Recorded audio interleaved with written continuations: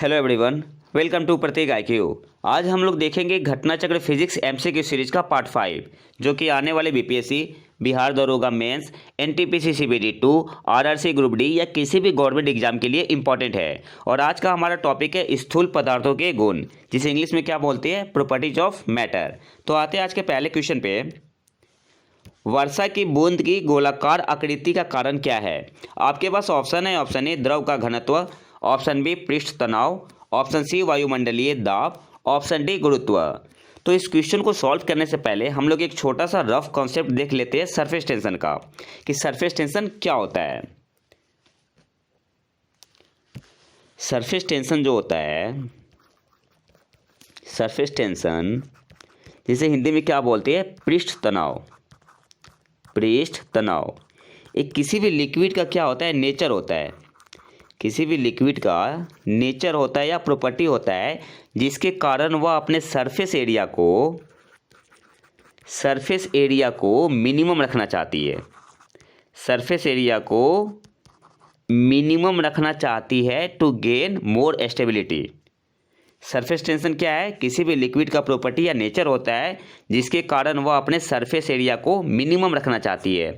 आपने देखा होगा कि जो लिक्विड की बूंदें होती है, जो ड्रॉप होती है, वो स्फेरिकल होती है। ऐसा क्यों होता है? क्योंकि सरफेस टेंशन के कारण वह अपने सरफेस एरिया को मिनिमम रखना चाहती है। और सरफेस एरिया मिनिमम कब होता है? जब स्फेरिकल हो। जब स्फेरिकल हो तब सरफेस एरिया मिनिमम होता है। तो यही कारण होता है ना कि जो लिक्विड की बूंदें होती है वो क्या होती है, स्फेरिकल होती है। ठीक है। अच्छा, सरफेस टेंशन को मैथमेटिकली कैसे लिखते हैं?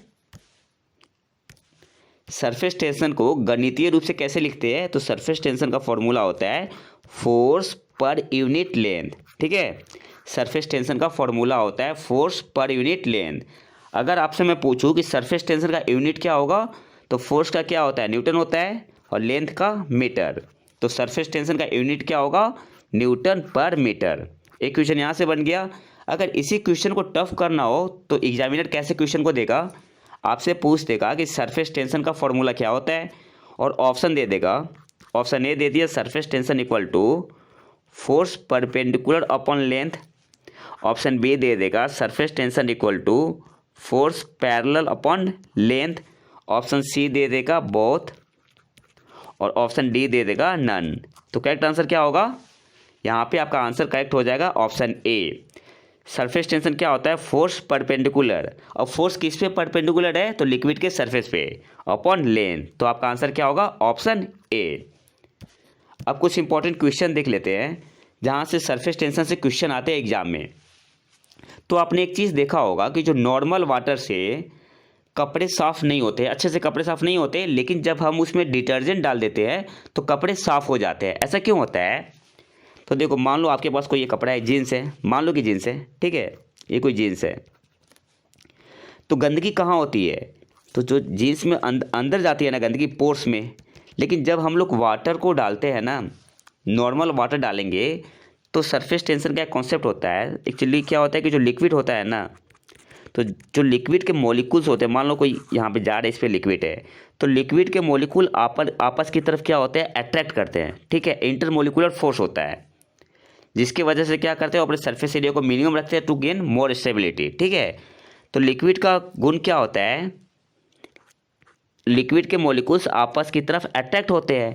तो जब हम लोग नॉर्मल वाटर को डालेंगे ना कपड़े पे, तो क्या होगा, वाटर मॉलिक्यूल्स जो होते हैं ना, वो आपस में तो अट्रैक्ट करेंगे, तो पोर्स के अंदर वो वाटर जा नहीं पाता। ठीक है। और गंदगी कहाँ होती है, अंदर होती है, तो जिससे कपड़े साफ नहीं हो पाते। लेकिन जैसे क्या करेंगे, हम लोग वाटर में डिटर्जेंट मिला देंगे, सर्फ, तो क्या होगा, इस सरफेस टेंशन जो होता है ना, वो रिड्यूस हो जाता है। ठीक है। जो सरफेस टेंशन होता है, सरफेस टेंशन क्या होता है, घट जाता है या रिड्यूस हो जाता है, जिसके कारण क्या होगा ना, कि जो लिक्विड मॉलिक्यूल्स के आपस के बीच में जो इंटरमोलिकुलर फोर्स होता है, वो कमज़ोर हो जाता है। ठीक है, वीक हो जाता है। और जो वाटर जो होता है ना, वाटर और डिटर्जेंट का कम्बिनेशन, वो पोर्स के अंदर तक पहुंच जाते हैं और गंदगी को साफ करते हैं। तो यहाँ से एक क्वेश्चन क्या बन गया कि जब हम लोग वाटर में डिटर्जेंट को डालते हैं तो सरफेस टेंशन पे क्या फ़र्क पड़ता है। तो सरफेस टेंशन को क्या करता है, रिड्यूस कर देता है या घटा देता है, ठीक है। और दूसरा एक क्वेश्चन बनता है जहाँ से क्वेश्चन आता है एग्जाम में कि जब हम लोग टेम्परेचर को इंक्रीज करते हैं, टेम्परेचर को या तापमान को इंक्रीज करते हैं तो सरफेस टेंशन पे क्या फ़र्क पड़ता है। तो सरफेस टेंशन आपका, सरफेस जो टेंशन होता है वो डिक्रीज करता है, ठीक है। जब हम लोग तापमान को बढ़ाएंगे, इंक्रीज करेंगे तो पृष्ठ तनाव जो होता है, पृष्ठ तनाव वो क्या होता है, डिक्रीज करता है। ऐसा क्यों होता है, तो मैंने अभी क्या बताया था कि लिक्विड मॉलिक्यूल्स जो होते हैं ना, जो लिक्विड मॉलिक्यूल्स होते हैं वो आपस की तरफ क्या करते हैं, अट्रैक्ट करते हैं, इंटरमोलिकुलर फोर्स होता है। लेकिन जब हम लोग टेम्परेचर को इंक्रीज करेंगे ना तो ये इंटरमोलिकुलर फोर्स कमज़ोर हो जाएगा, जिसकी वजह से क्या होगा, सरफेस टेंशन या पृष्ठ तनाव डिक्रीज करेगा। अब क्वेश्चन पे आते हैं, वर्षा की बूंद की गोलाकार आकृति का कारण क्या है। तो करेक्ट आंसर क्या होगा, ऑप्शन बी आपका यहाँ पे सही आंसर हो जाएगा, पृष्ठ तनाव या सरफेस टेंशन। नेक्स्ट क्वेश्चन पे आते हैं, वर्षा की बूंदें गोलाकार होती है क्योंकि वे बहुत ऊंचाई से गिरती है। ऑप्शन बी है हवा में प्रतिरोध होता है। ऑप्शन सी जल में पृष्ठ तनाव होता है। ऑप्शन डी उपयुक्त में से कोई नहीं। तो मैंने अभी बताया था वर्षा की बूंदें या कोई भी लिक्विड ड्रॉप्स गोलाकार क्यों होती है, सरफेस टेंशन के कारण, क्योंकि वाटर में क्या होता है, सरफेस टेंशन होता है। तो यहाँ पे आपका करेक्ट आंसर क्या हो जाएगा, ऑप्शन सी आपका यहाँ पे सही आंसर हो जाएगा, जल में पृष्ठ तनाव होता है। नेक्स्ट क्वेश्चन पे आते हैं,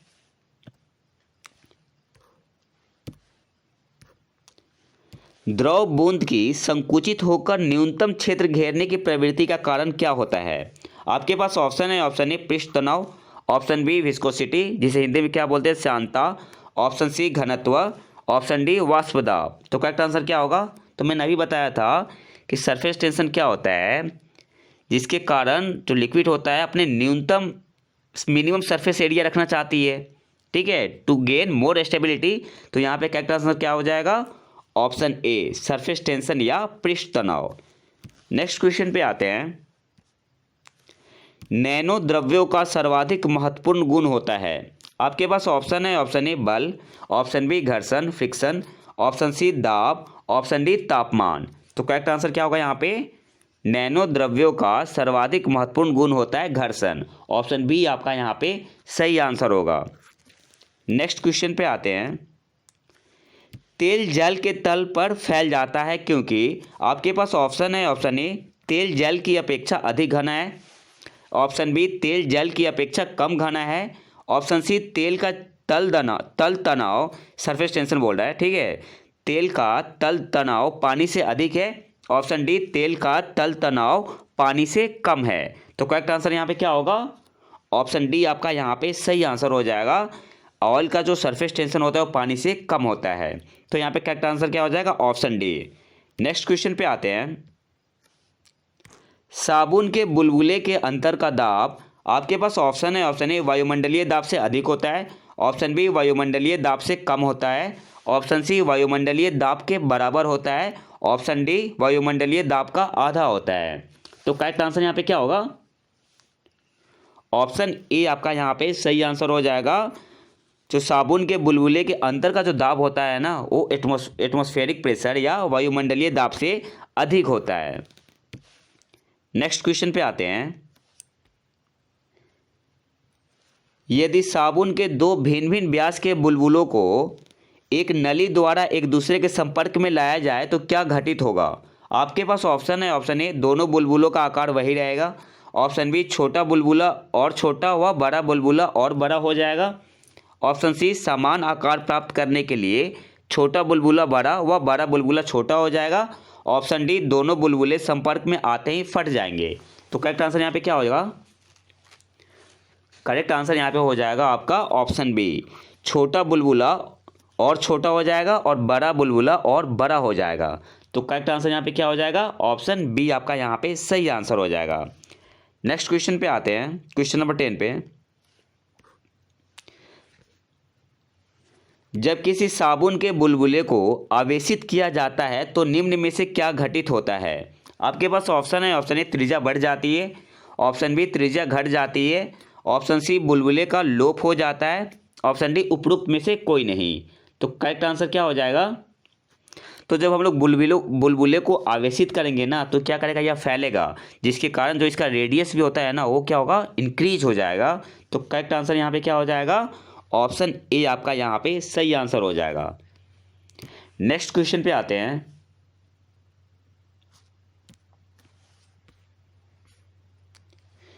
एक ही पदार्थ से बने चार तार जिनकी बीमारी नीचे दी गई है डायमेंशन, अलग अलग बार एक ही भार से खींचे जाते हैं, ठीक है, उनमें से किस एक में अधिकतम धैर्य वृद्धि होगी? आपके पास ऑप्शन है, ऑप्शन ए 1 मीटर लंबाई 2 mm व्यास वाला तार, 2 मीटर लंबाई और 2 mm व्यास वाला तार, ऑप्शन सी 3 मीटर लंबाई और 1.5 mm वाला तार, ऑप्शन डी 1 मीटर लंबाई और 1 mm व्यास वाला तार। तो यहाँ पे करेक्ट आंसर क्या होगा? तो देखो, एक होता है यंग प्रत्यास्था गुणांक, जिसे गामा से या वाई से डिनोट करते हैं। तो इसका एक फॉर्मूला होता है स्ट्रेस अपॉन स्ट्रेन, ठीक है, stress upon strain, stress upon strain. अच्छा, इसको मैं एक पेज पे लेके समझा रहा हूँ। जो यंग प्रत्यास्था गुणांक होता है वो किसके बराबर होता है? स्ट्रेस अपॉन स्ट्रेन के, स्ट्रेस अपॉन स्ट्रेन। स्ट्रेस का फॉर्मूला क्या होता है? Force per unit area. और स्ट्रेन क्या होता है? Delta L change in length divided upon L. तो इसे हम लोग कैसे लिखेंगे? आपका आ जाएगा gamma equal to F into L, ऊपर आ जाएगा, divided upon area into delta L. और एरिया किसके प्रोपोर्शनल होगा? आर स्क्वायर के प्रोपोर्शनल होगा ना। एरिया जो होगा आर स्क्वायर के प्रोपोर्शनल होगा। तो जो डेल्टा है ना, देखो ये तो कांस्टेंट होता है, ठीक है, फोर्स भी कांस्टेंट बता रहा है, वेट जो लग रहा है वो कांस्टेंट लग रहा है, तो फोर्स भी कांस्टेंट है। इसका मतलब क्या हुआ? और जो एरिया है ना किसके प्रोपोर्शनल होता है? आर स्क्वायर के। तो जो डेल्टा एल होगा ना, यही पूछ रहा है किस में सबसे ज़्यादा चेंज होगा, ठीक है। तो डेल्टा एल किसके प्रोपोर्शनल होगा? डेल्टा एल को आप इधर भेज दो तो लेंथ के, डेल्टा एल प्रोपोर्शनल हो जाएगा लेंथ के अपॉन आर स्क्वायर के। मतलब जिसका लेंथ सबसे ज़्यादा होगा और जिसका रेडियस सबसे कम होगा उसी में सबसे ज़्यादा चेंज होगा, ठीक है। हमें क्या याद रखना है? जिसका लेंथ सबसे ज़्यादा हो और जिसका रेडियस सबसे कम हो उसी में डेल्टा एल ज़्यादा चेंज होगा। अब ऑप्शन पे आते हैं। मैंने क्या बताया था? सबसे ज़्यादा लंबाई हो तो सबसे ज़्यादा लंबाई किसकी है? यहाँ पे 3 मीटर लंबा है और रेडियस सबसे छोटा होना चाहिए, ठीक है। तो किस में है? यहाँ पे है ना, ऑप्शन सी आपका यहाँ पे सही आंसर हो जाएगा। लेंथ लंबा है, 3 मीटर लंबाई है और 1.5 mm वाला तार है, ठीक है। तो इसका डायमेंशन भी कम है, ठीक है। तो करेक्ट आंसर यहाँ पे क्या हो जाएगा? ऑप्शन सी आपका यहाँ पे सही आंसर हो जाएगा। अगर क्वेश्चन में समझने में दिक्कत आ रही हो तो मैं फिर अलग से बताऊंगा न्यूमेरिकल सीरीज में, ठीक है। नेक्स्ट क्वेश्चन पे आते हैं। निम्नलिखित में से किस एक के लिए केशिकत्व एकमात्र कारण नहीं है? आपके पास ऑप्शन है, ऑप्शन ए स्याही का सोखना, ऑप्शन बी भूमिगत जल का ऊपर चढ़ना, ऑप्शन सी सूती कपड़े पर जल की बूंद का फैलना, ऑप्शन डी पौधे की जड़ों से जल का इसके पर्ण समूह की ओर बढ़ना। क्वेश्चन आपसे पूछ रहा है, ऑप्शन दे दिए, 4 ऑप्शन है, उसमें से कौन सा ऐसा ऑप्शन है जिसमें केवल कैपिलरी जो एक्शन होता है वही कारण नहीं होता? तो देखो, स्याही का जो सोखना होता है इसमें कैपिलरी एक्शन की वजह से ही होता है। ऑप्शन बी भूमिगत जल का ऊपर चढ़ना, इसमें एक ही कारण होता है, कैपिलरी एक्शन। ऑप्शन सी क्या है? सूती कपड़े पर जल की बूंद का फैलना, ये भी कैपिलरी एक्शन की वजह से ही होता है। ऑप्शन डी क्या है? पौधे की जड़ों से जल का इसके पर्ण समूह की ओर बढ़ना, तो इसमें केवल कैपिलरी एक्शन नहीं होता, इसके अलावा भी और भी सारे कारण होते हैं, ठीक है, प्रस्वेदन, संसंजन और भी कुछ कॉज होता है। तो यहाँ पे करेक्ट आंसर क्या हो जाएगा? ऑप्शन डी आपका यहाँ पे सही आंसर हो जाएगा। नेक्स्ट क्वेश्चन पे आते हैं। बत्ती वाले स्टोव में केरोसिन के बत्ती में ऊपर चढ़ने का कारण क्या है? आपके पास ऑप्शन है, ऑप्शन ए परासरण, ऑप्शन बी विसरण, ऑप्शन सी सरफेस टेंशन पृष्ठ तनाव, ऑप्शन डी जीव द्रव्य संकुचन। तो करेक्ट आंसर क्या होगा? ऑप्शन सी आपका यहाँ पे सही आंसर हो जाएगा, सरफेस टेंशन या पृष्ठ तनाव। नेक्स्ट क्वेश्चन पे आते हैं। एक केस नली में जल की अपेक्षा एक तरल अधिक ऊंचाई तक चढ़ता है, तो इसका कारण क्या है? आपके पास ऑप्शन है, ऑप्शन ए तरल जल की अपेक्षा अधिक विस्कस है, ऑप्शन बी तरल का ताप जल की अपेक्षा अधिक है, ऑप्शन सी है तरल का पृष्ठ तनाव सरफेस टेंशन जल की अपेक्षा कम है, ऑप्शन डी तरल का पृष्ठ तनाव जल की अपेक्षा ज़्यादा है। तो करेक्ट आंसर यहाँ पे क्या हो जाएगा? तो देखो, लिक्विड्स अधिक ऊंचाई तक इसलिए चढ़ती है ना, क्योंकि इसमें जो सरफेस टेंशन होता है वो जल की अपेक्षा ज़्यादा होता है। तो करेक्ट आंसर यहाँ पे क्या हो जाएगा? ऑप्शन डी आपका यहाँ पे सही आंसर हो जाएगा, क्योंकि सरफेस टेंशन जो होता है किसी भी तरल का वो जल की अपेक्षा ज़्यादा होता है। तो यहाँ पे करेक्ट आंसर क्या हो जाएगा? Option D. नेक्स्ट क्वेश्चन पे आते हैं। जब किसी झील की तली से उठकर वायु बुलबुला ऊपरी सतह तक आएगा तो उसका आकार, आपके पास ऑप्शन है, ऑप्शन ए बढ़ जाएगा, इंक्रीज हो जाएगा, ऑप्शन बी घट जाएगा, ऑप्शन सी यथावत बना रहेगा, ऑप्शन डी चपटा होकर तस्तरीनुमा हो जाएगा। तो करेक्ट आंसर क्या होगा?